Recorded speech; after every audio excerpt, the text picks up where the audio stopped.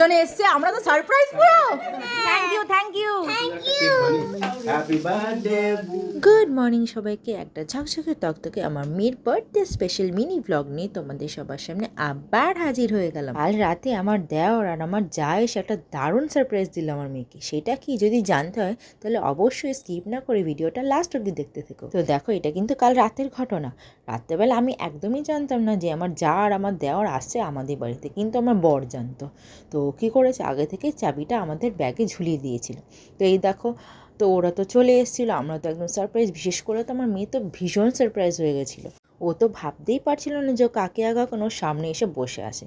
তো তারপরে আর কি কাকিয়া কাকান ওকে একটু সাজিয়ে দিচ্ছিলো। সাজিয়ে দেওয়ার আগে বললো যে ওর জন্য যে জামাটা এনেছি সেটা ওপেন করে ছোটো কাকিয়া ওর জন্য একটা চকলেট আর একটা কেক নিজের হাতে বানিয়ে পাঠিয়েছিল, যেটা খুবই খুবই সুন্দর হয়েছিল। থ্যাংক ইউ রুমা, এত সুন্দর একটা কেক আর একটা চকলেট গিফট করার জন্য। তারপরে দেখো ওর অন্য কাকিয়ার গিফটটা ওপেন করছিল, যেটা আমাদের জামা ছিল। তো এরকম জামাটা একদম রেডিও কেক কাটার জন্য। এরকম করো। তো এই দেখো ওর ছোটো কাকি এই যে কেক আর একটা চকলেট পাঠিয়েছিল বানিয়ে, সেটাই তোমাদের দেখালাম। আর ওর যে কাকিয়া কাকা নিয়েছিল তারা এই ব্ল্যাক ফরেস্ট কেকটা এনেছিল। ঠিক 12টার সময় কেক কাটলো।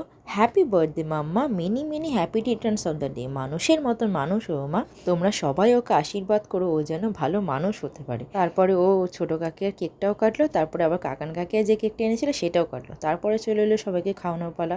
প্রথমেই ওর ঠাম্মিকে খাইয়ে দিচ্ছিল।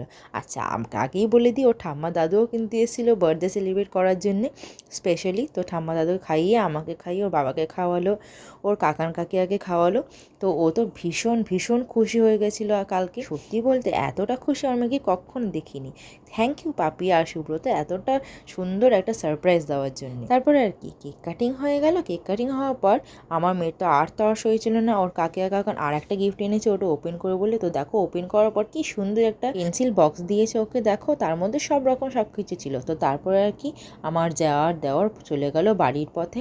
অনেক করে থাকতে বলেছিলাম কিন্তু ওরা থাকলো না, ওদের নাকি কালকে বিয়ে বাড়ি আছে। আর তোমাদের যদি আজকের ভিডিওটা ভালো লাগে তাহলে অবশ্যই লাইক কমেন্ট শেয়ার করে দিও। By everyone.